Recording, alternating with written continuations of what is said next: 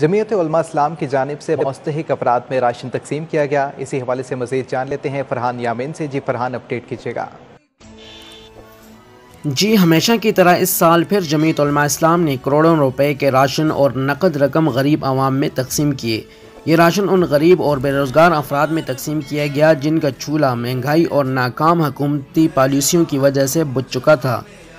इनमें ख़ास तौर पर वो लोग भी शामिल हैं जो कि कोरोना वायरस की वजह से घरों में बंद होकर रह गए और उनके कारोबार मुकम्मल तौर पर बंद हो चुके हैं।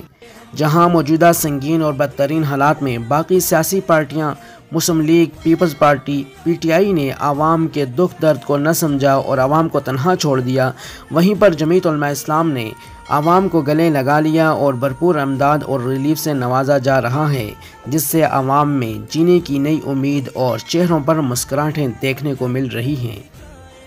हम जो भी वादा किया हमने पूरा किया, जो कहा है वो करके दिखाएंगे हम। तुमने जब भी पुकारा